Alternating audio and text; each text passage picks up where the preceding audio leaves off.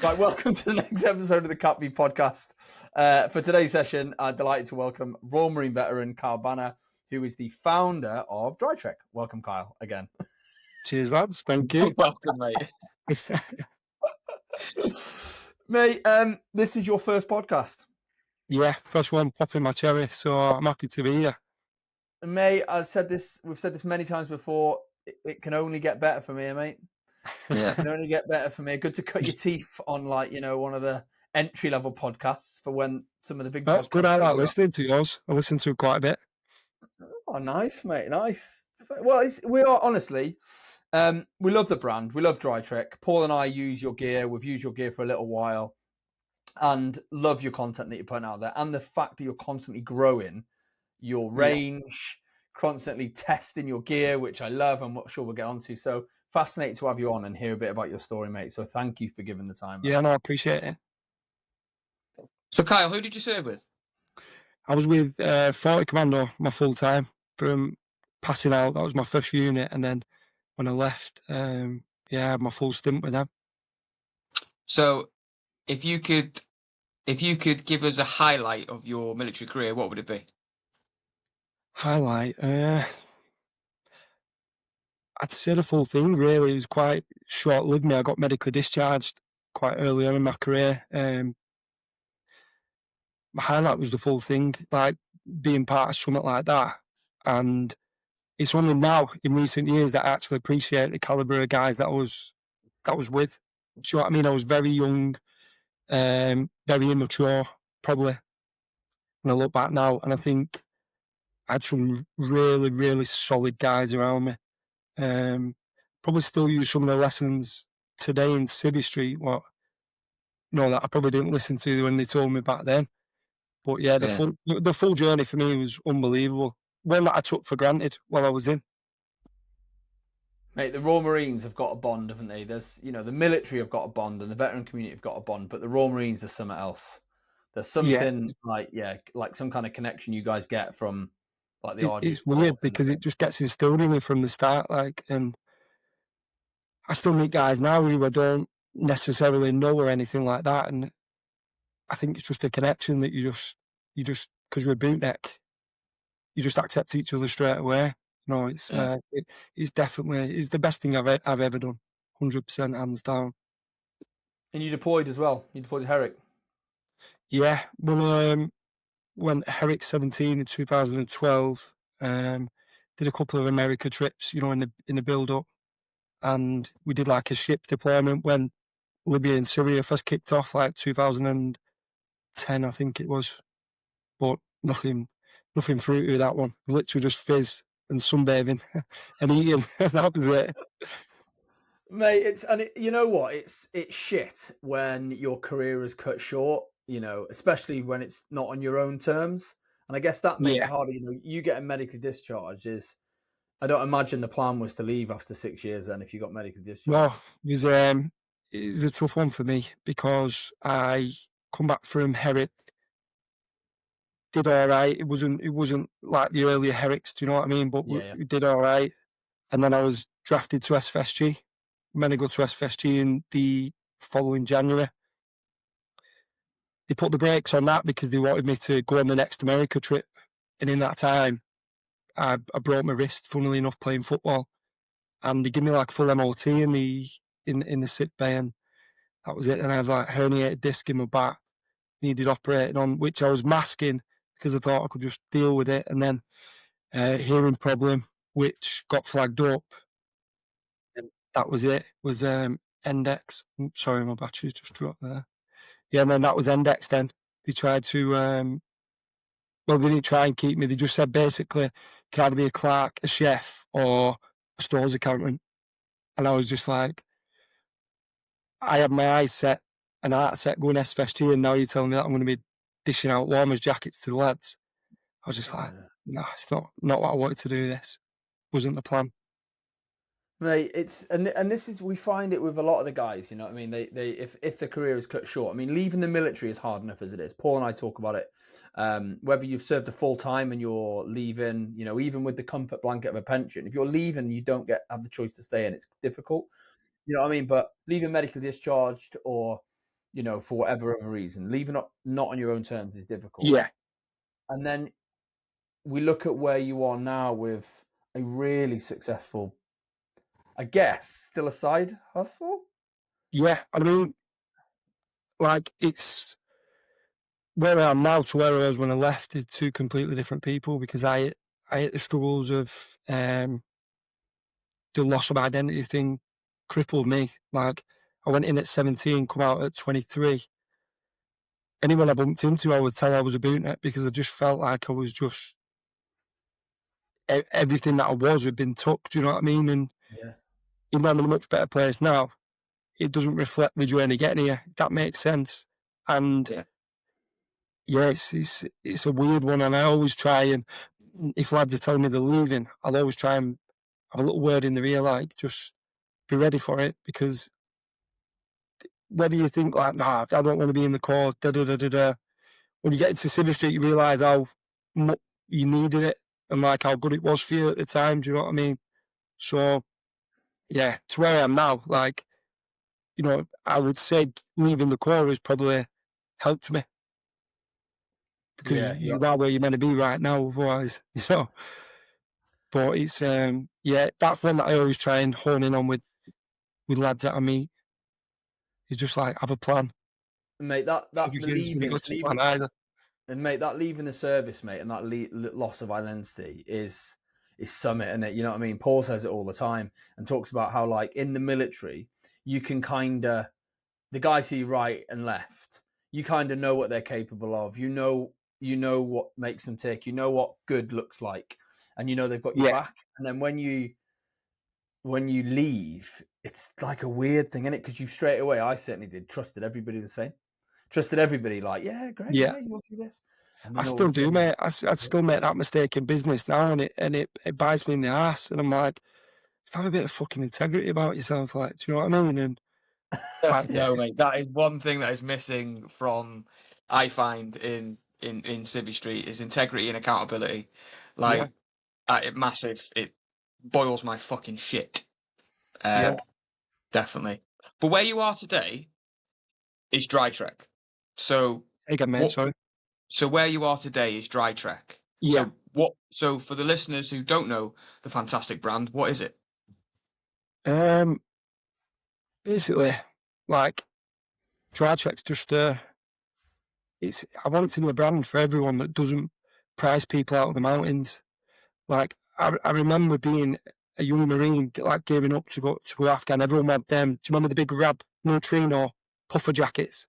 And all the young lads had them, and like, I was like 280 quid, 300 quid, and I'm like, shit, I need to have one. So I went and got one, but I put myself in debt, and like, I feel like these big mountain brands across the board are really kicking the ass out of it.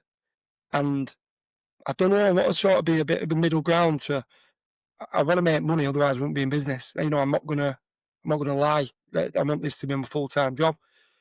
But I want to look after people, giving them good kit, but not smack their ass out of it, so I'm putting them in debt, or they're eating rations in the 4-man block for the rest of the month. Do you know what I mean? So I'm trying to, and it's not easy, because I'm trying to navigate this at a minute, because it's hard to sort of find the right product, give the good quality, and keep the cost down and make money. It's a balancing act.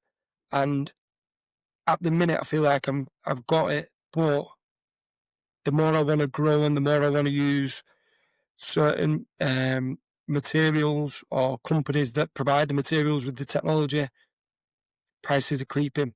And I'm seeing it now, and, you know, I'm young in business. So it is a bit of a minefield, but that is something I want to stick to well, that was my plan originally, and I don't want to deviate too much from it, because, like I say, I've had my battles, you know, leaving the Corps, and a lot of the good times have been getting out in the hills. You know, I went down the wrong path of boozing, pissing it up, trying to find the answer in a bottle. It doesn't work for me. And I'd argue it doesn't work for anyone. You can get 4 lads out on the hill, you pretty much get the conversations, and you come off it feeling a massive weight off your shoulders. And that's where the two align for me. but I wouldn't want anyone to be priced out and not have them conversations because they can't have a £400 mountain equipment jacket, for instance. Do you know what I mean? So it's mate, it's a business. It's a bit of a personal one for me as well. What you just You said said something there about about going out on the mountain, and we had our previous guest. One of our previous guests was Men Tribe, and they're fantastic local group to the national park around here and North Wales, and they pretty much said exactly that. Right? It's when you get people on the mountain or outside walking and talking, you just open up and you just talk to each other and get out that frustrations. And I'm a massive supporter of Men Tribe and everything they do. So it's really good. Yeah. We got invited up to the Apex Everest event on Helvellyn.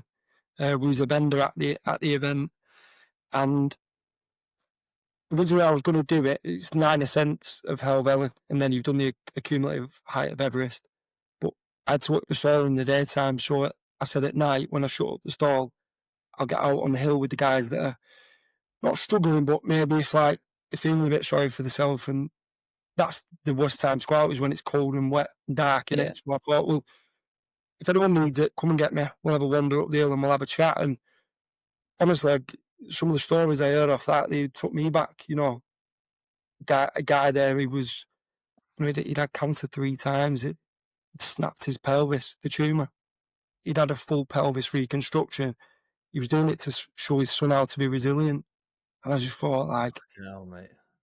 But I would have never seen that if we hadn't gone there and gone for a walk. Do you know what I mean? Another guy, he struggled with addiction, but to look at him, he's a good-looking kid. You know what I mean? And you would never have put him in that sort of bracket of an addict, a recovering addict. Yeah. You never know what people have got going on, but they open up to you, when they're out there and it's chilled and there's no pressure. It's just a walk on the hills. And that's something we're going to try and bring in as a company next year. I know you just said Men Tribe, but that's something that I'm toying with the idea of doing locally up in the northwest, up in the lakes, definitely. Mate, it would be ace, right? I remember following that on social media. We're doing the Apex Everest, and there's 2 things. The first thing is I've done a similar event, which was the Edwidva 24, which is 24 hours, as many times as you can go up and down Snowdon. And it's exactly like you said. What happens is you fall into it's just a 24-hour best effort. You keep going, mate, and there's a thing, but you fall into a little crew where you see the same people all of the time. Yeah. And some of the conversations you have on those mountains and the people you meet, that's the secret sauce for me. I absolutely get that, mate. And when it's pitch black and you can't see where you're going, mate, the clag's in, you're going up there and you bump into someone, you start chatting utter shit. That's the best thing about the mountains. Sometimes it is. Oh, sorry, go on, mate. Sorry, no, go on, you go on.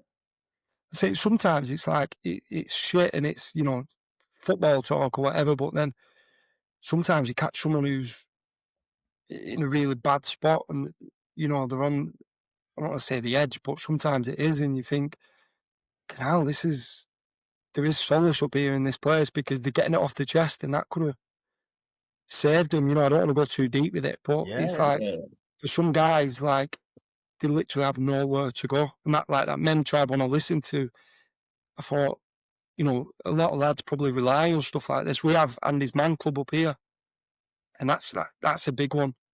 That just men will go and they get a lot of stuff off the chest. I think it's a brilliant concept. Mate, I started a thing here. So I moved from North Wales to Gloucestershire. So when I left the army, moved to North Wales, settled in North Wales, in Conway and that, but didn't really have any friends. It's weird. Just didn't really have any friends, couldn't really get a social circle. Do you know what I mean? The life of the house, everything was perfect, apart from the fact that none of it was perfect, because we just couldn't connect to people. So we moved back to where Helen's from, which is in Gloucestershire. And with the primary school over the road and in the playground, taking the kids to school and stuff, there was a few dads. Now we had a party here. And when we had the party here, there was 3 or 4 dads here, and they'd seen that I'd run a couple of races and stuff. And they said, "Oh, did you do running?" We just started chatting shit. Anyway, we started this thing, mate, almost a year ago to the day, which was we'll meet at the pub on the Thursday night, and we'll go because the pub's in the middle of the village, and we'll just go for a run. Yeah. Just go for a run, 4 miles. That's what we'll do. Started with just 3 of us in a WhatsApp group. There's 11 of us now, mate, and we've done we've done 2 events where we've done like the Forest of Dean Trail Half Marathon where 5 of us did it. We did a run the other night over the Severn Bridge where 7 of us did it. But we read every Thursday, mate, and sometimes we'll run 3 mile. Others will do 11 mile. And what we're doing to mark a year of the Thursday Dad's Run Club, we're doing on Sunday I think it's Sunday the 7th. We're running 30k, mate. Nice. Running from like in between Cheltenham and Glossop. And it's mad. Yeah. It's exactly like you say. It's not like competitive. We're not going out there to like get better runners. We go and we chat shit, mate. And we're just dads all working full time, all with young kids, all married, all with all the stresses you get, all from different demographics. And we just talk utter shit, mate. And I tell you, it is. I look forward to it all week, mate. Yeah. Yeah. Chat with the blokes. I bet they do as well. Yeah, they do, mate. It's mega. Right, let's talk. Where did the idea come from then to start a business? To start a business in clothing and mountain wear? Yeah. Mad story this, but I'll just get into it. So this, like I said, this isn't my full-time job. I work for the electric board in the Northwest on the fault section. So basically, if you have a power cut, we'll come out, we'll dig the road up, we'll chop the cable and fix it. And in 2021, we're working 2-man teams. So 2021, we was working just down the road from my house. And me and my mate are in this trench, you'd say, working on the cable. A car drove in on top of us, come straight through the barrier, crushed up to the back of the trench. Sadly, killed the lad I was with, and then like bashed me up pretty bad. So it bedded me up for like, I think I was off like 6-7 months total. First 3 months, tried to find it in the bottom of a bottle again. Like, didn't learn my lessons from when I left the Corps, but that was it, like, bottled it up. Just turned really negative, drinking all the time, wanted to be on my own, didn't want to be around anyone, didn't want to have anything to do with anyone. And it all come to a head, like, Boxing Day, I think it was. End up having a massive breakdown. I was like, I can't keep drinking like this. Like, I was trying everything to get my missus to leave me. You know, because I just wanted to be on my own. I was just being like awful. And in the end, I was like, it's not getting me anywhere. This, so I knocked the booze on the head. But I still had the problem of I was at home on my own every day. You know, you're with your own thoughts. I was struggling with survivor's guilt bad, because it's like I had my bootneck mind on, like, well, I would have rather of us both lost our legs and him still be alive, you know, and get to go home to his family. But it wasn't the case, but I couldn't see out of it. Like, I couldn't, even though everyone was telling me that, I couldn't accept it myself. So then, when I stopped boozing, I was getting up. I didn't have anything. I didn't want to talk to anyone, but then I was on my own. So I decided to start a company. I never had the intention of it going anywhere. It was just to get me up and give me some sort of purpose while I was getting ready to get fixed.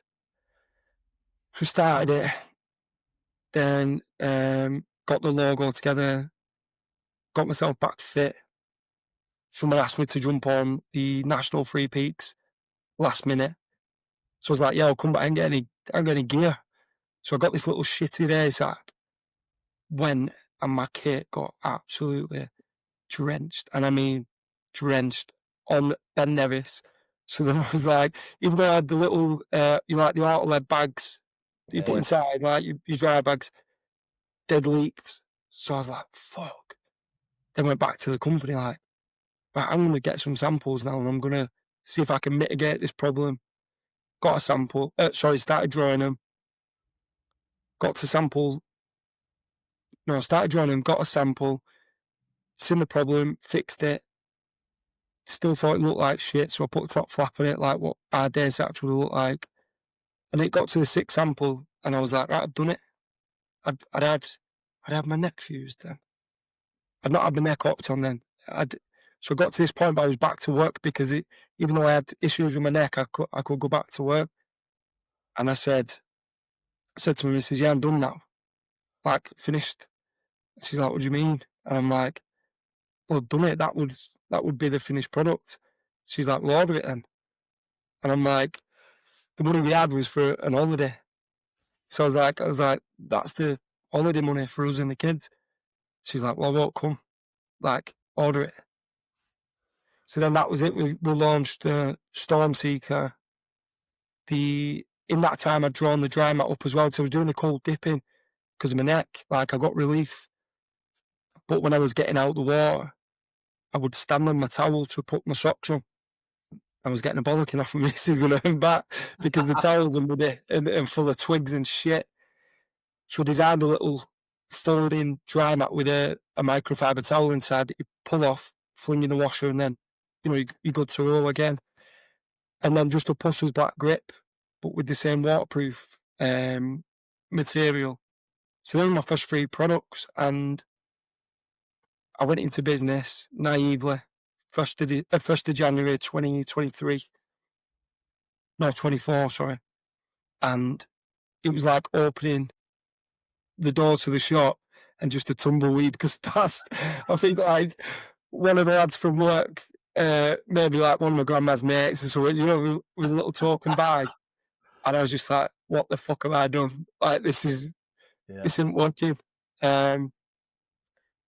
Then it was slow, people buying stuff, like just being supportive.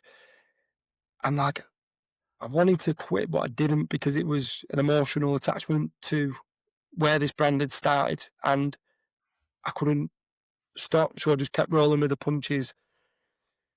Went and mixed it up at the Birmingham Expo National Outdoor Expedition, which I had no right being there. I did chat with the lads from Fruit Arc, funnily enough. One of my mates is good mates with them lads, and reached out to him. And I had a chat with them and they were sound, mate. They give me like, a lot of good points. Stick true to what you're doing, all that good. Stars weren't there actually. It was Louis. Louis and the brand director at the time. But just speaking to them gave me a bit of confidence because they weren't like, yeah, fuck off, dickhead. Like, this is our our space, our sector. They were sound and they were just being bootnecks. Like, that's what I'm saying about the bootneck thing. Like, so that gave me like a second wind and I started getting a couple of t-shirts out and whatnot. And then last Christmas, we really started doubling down.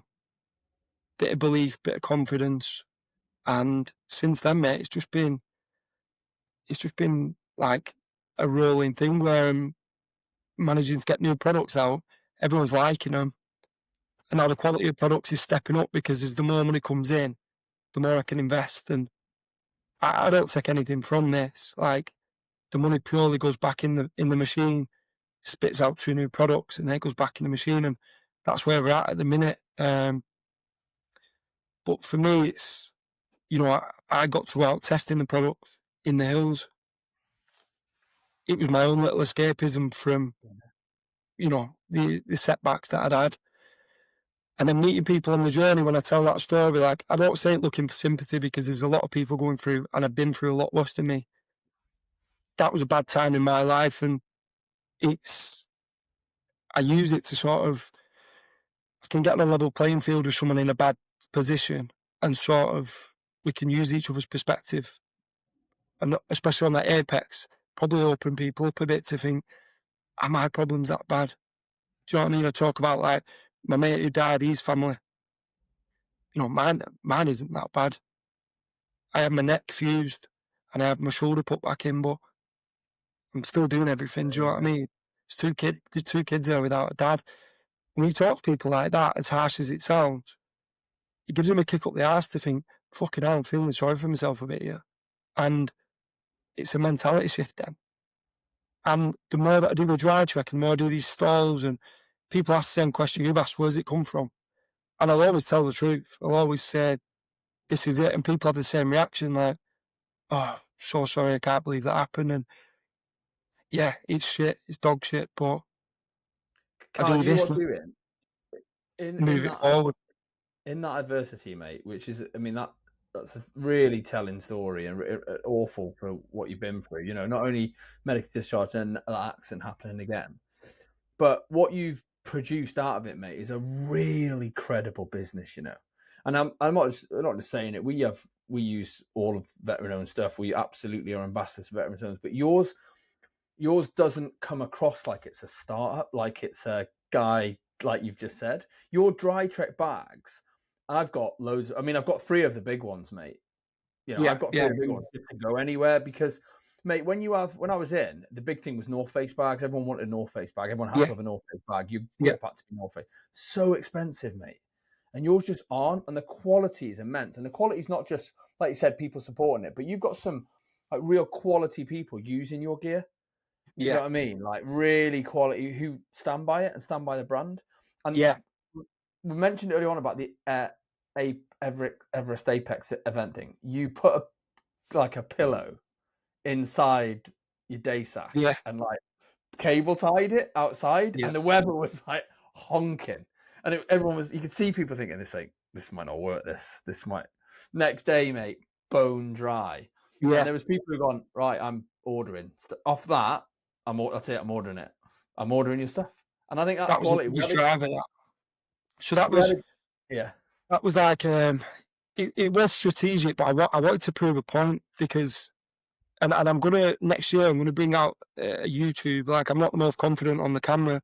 I never wanted to be on the camera with it at all, but I'm gonna bring YouTube out next year, and I want to show it. Like I want to not educate because I don't want to make out people stupid, but like do people know how to waterproof a jacket rather than just throw it in the bin because you can recycle your Gore-Tex or your waterproof. Not a lot of people know this. And I'm like, again, the price factor for it. Like, and I think there's probably value in doing that. And what you're saying with the bags is what's waterproof versus water resistant, because we was out snowing this Saturday, and if you get caught out with the wrong kit, it can be quite dangerous, do you know? So what I'm saying with the bag is I left it out there on purpose. And when people walking past, they were trying to pick it up and say, yeah, you've left the bag out. And I'm like, no, leave it there. Like, that's going to get absolutely battered all night tonight. And then tomorrow, we're going to open it. And if you want to come and watch us, there's no movie magic in here. Like, we had a lot of comments like, yeah, you should use a blue pillowcase on it, or, yeah, you could have swapped the pillars. And I'm like, no problem, because now I'm going to go and film a video. There's no cuts, and I'm going to walk through waterfalls, something like that, and I'm going to tag you in it. And then you can apologise, because I'm not going to bullshit, sell it to you, and then have you send it me back and write me a bad review when I'm so small in business. I wouldn't do it to myself. It's, mate, honestly, the gear's quality, and what I like as well, because you've got the bags and you've got the jackets and stuff, which I think are quality. But you've also got the fizz kit, mate. I like the t-shirts and shorts. I really like them. You know, I do a lot of running. Paul does a lot of running. The shorts are class, mate. Yeah. They're like really everything you're releasing is hitting the mark. And I think that's testament to you, mate, and to how you're sourcing the suppliers and coming up with designs. I think that's class, mate. Do you know what it is? It's because I'm a customer. Like, even though I'm running this, like, I'm looking at this, and everything I do is drawn down. You know, Johnny Age 5 pencil drawings, but it's drawn, and I think what pisses me off, right? When I lay on the bench and all my change falls out my pocket, right? Well, let's just stick a zip on it then. Do you know what I mean? And it's little things, and people are like, oh my God, like, where'd you get the material for this? I'm like, I'll be 100% honest with you. Like, I sent it, the factory sent me that. That was the first one they ever sent me. I just got lucky with this one. Like, I've not asked for a specific material for these shorts. I sent the design, and I said, what do you think of this? The first one was nailed on, so I stuck with it. Like, you know, I'm not going to bullshit and go, yeah, there's a science. Like, I tested 17 different materials, because I'd be lying. It's not true. Like, but it's a tough one, because I want to be a mountain brand, like, because I love being in the hills, but I still like my stuff. Like, I'll go out in this t-shirt, like one of the logo t-shirts. I'll go and have a couple of beers in the pub with this, like, and the walking pants we're going to be bringing out, I want to have an alpinist range, which you would only wear if you're out on the hills. But then I want to release a range it's going to be called the Hybrid Hiker, and you can go to the cinema with your kids still wearing dry trek, or you could go to the pub. But equally, if you wore this on Snowdon as well, no one would think he's one of them idiots going up in Crocs. Do you know what I mean? Like, it's still fit. Well, that's the plan, and we are getting like more plans in place now. Whereas before it was sort of, right, let's get through this month and we'll see. So, now we're into November next year now, like trying to get events, and it's just stepping up a little bit, but there's only so much I can take it. Like I've reached out to like mentors sort of and just been like, have you got any bits of guidance, because I'm still, a duty sprog in this world, and I've done all right to get to this point, I think, because we've survived. But I need a bit of direction now. So, leads on to our next question. I know the business is quite in its infancy. What is the biggest lesson you've learned so far? Biggest lesson for me probably will be go with your gut for me. And I don't know why I don't, because I'm quite a headstrong person. But I think because you're, especially in this space, like, it's very, very competitive, and when the cash flow's not there that the big businesses got, every product's a risk. And what I've done in the past is I've swayed somewhere that isn't my direction because I wanted to fit in. And even though I knew I was doing it, and I wanted to stop, I still did it because I was thinking, get more money into the business, and then we'll just go back to our brand ethos, whatever you want to call it, like where we see us going. And then, like, I had a look at it. Like, when I first started out, I paid for a Love Island guy to put my t-shirts on. And then when the pictures come on, like, Kyle, what the fuck are you doing? Like, this guy's probably never been on a mountain in his life. You're doing it because you want to get views, which I was like, I was a sucker for the views and thinking that that'll bring traction. But, like, they're not my people. Like, by all means, they're welcome, come. But, like, I'm not in the right place. Like, I need someone like, I know he's a jockman, but like Mitch Hutch, who did the triathlon, like, that's a guy you want in a mountain brand. Do you know what I mean? Like, these guys that are going after it, killing it, not putting fake tan on, tweezing their eyebrows and lying on a sunbed, doesn't fit. So it's that was a mistake I made early on, but I'm happy I did, because it's a kick up the arse then to be like, right, we've learnt that now, and now we're not going to make a 10 grand mistake going forward. Do you know what I mean? Yeah. So it's trusting your gut, and ultimately, if you go with your gut and you get it wrong, it was still your gut feeling. So it's a lesson, not a mistake. Kyle, that is class, mate, and really good advice, by the way. And I think there's a thing about your people, finding your people, and it's a brilliant one, because social media does attract that, doesn't it? It attracts the people who are getting big views, big likes, and you think, I need a piece of that because that'll propel me forward. But like, views turning into sales is a different different bit of maths, isn't it? Yeah. You know what I mean? Also, community. Yeah, also like that community and that organic growth. And we spoke just before we started the pod about PJ and Gibraltar Trading Company. He's building this community. Yeah, of course he is. Yeah, and he's doing a brilliant job. And I think that's the right thing. I think the veteran community is it's an incredible group of people who, you've got people who are going on to doing massive things. Like recently, you've got Carl Heiner, Aldo Kane, Brywood, and Foxy going to do that they did the 500 kilometer thing through the Arctic, that Project Fire and Ice. All veterans. Yeah. You know what I mean? All veterans just pulling each other together to achieve greatness. And the thing is, like, I don't know about you guys, but I never see anybody really like wanting anyone to fail from that community. Do you know what I mean? Never. I seen a guy the other day, I'm not sure if he's ex-army or whatever, but he's been crawling up Penny Fan on his knees. I think he's doing it for combat stress. And you're like, instantly the lads just like gravitate towards them people. And everyone, like you're saying, PJ, I've never met PJ, but the guy was on the phone, had a massive leak at the unit. Like I said, I've never met him. And we had a massive leak and it got in the unit where all the kit was. And he's like, mate, if you need to send some stuff down to me, I've got space in the unit, you could just keep it there. Do you know what I mean? Never met the guy. Spoke to him on the phone a couple of times. We've not crossed paths yet. But as soon as he found out, he's messaged me personally. Mate, if you need some space, if you need me to come and help you, let me know.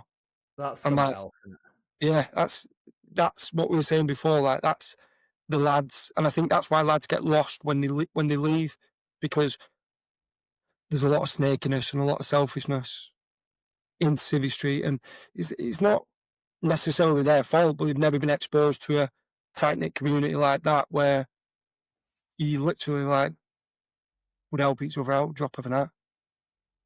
I think that's class, mate. And obviously, shout out PJ again, mate, for doing that. That's the kind of stuff you need, you know. He's absolutely not stepping on anyone's head to keep his above water. He's like leaning in, and that level of like stuff in the veteran community is amazing.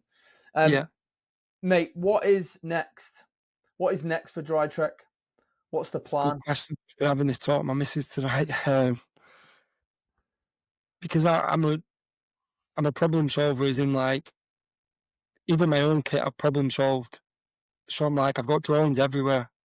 And it's a money issue, it's a cash flow issue, because being so young in business, if I had a grand investment, you probably see a long list of products, because it's the way my mind works. Excuse me. But now is navigating through December. We get Black Friday done. We get the new fleeces I done at the start of this. They drop this month. And then it's just growing. We're going to be more active at events next year. We want to meet people, because every time we meet people, we have these chats, and I feel like we are growing a community. I don't know if we're getting that right on socials at the minute. I've just got a marketing girl on now. You know, she's been an absolute godsend to me, because I'm juggling every aspect of this company by myself, as in like trying to do social media, trying to take pictures, trying to film it, trying to, you know, everything. So it's like, even just her getting a grip of the social media now, I can better plan next year. And I reached out to a good contact I went up to Kendall Mountain Festival yesterday, purely just to go and see this person. I'm not going to say who it is, because for me, we're an industry leader in their field, and I didn't just want to send a message. I wanted to look him in the eye and say, can you give me some advice? Can we get on a call? And can you help me, pretty much? Like, I think it went the right way. You know, I'm on a call with him on Friday. But that's just like, that's how I want to do things. I want to do things properly. It started out as a nothing business, but now I'm at a point now where I want to see this succeed, just from the emotional point of view, so that I've took it I took it from out the ground into this flourishing little business. Do you know what I mean? And I want people to feel part of this community like I see it. Like I'm saying, I want people to feel good. It's not a big mental health driver. I'm not saying it for that, but I understand that the two can correlate and they can align. And if we can do that, and we can, you know, Men's Tribe? You know, they could reach out to us and say, we're putting a weekend on. Do you guys want to attend? We're all for that, because the two are very tight knit, I think. I don't know if I'm waffling a bit there. You're not. But that's the point I'm trying to get at, is these guys that might be sat on the couch, or they might have just left the services and they are at a loose end. You know, by seeing some of the lads still in wearing our clothes, and then they might fall in this podcast, listen to the message, and then look out for us to be doing one of these community hikes that we're going to be setting up. Not to put it down on it, but there's a lot of suicide in the lads at the minute, and some of it is attributable to PTSD, 1,000,000%. I think a big portion of it is loss of identity, and they're not the person they once was, and they can't live with it. I genuinely believe that. I think it's a real good observation, mate. And I think I would argue that loss of identity and that lack of purpose far outweighs the amount of people who take their life over PTSD. I think so now. Far outweighs it, mate. I really do. And I think giving people that escapism. We've mentioned Men Tribe a few times, and Callum for Men Tribe, he's an absolute brilliant bloke, mate. And he truly believes in his mission, and I think it's only going to grow and grow and grow. And he just wants to get blokes on the hills. He just wants to get people on the hills. It's not for veterans, it's for blokes. And that's the best part. But all these people are seeing the same thing, though, is it? Yeah. No. Do you know what I mean? It's no coincidence that we're all coming to the same conclusion, and I see it all the time. Like people like put on Instagram from kitchen talker to mountain walker. But the thing that I see in that is, and this is genuine, both escapism. Yeah. You know, whether someone's sat in the kitchen all night doing whatever, drinking, whatever, he's escaping summer, and that's where he's finding it. He's not living his normal life. Equally, if he goes out on the hills with someone, he's getting away from whatever problems.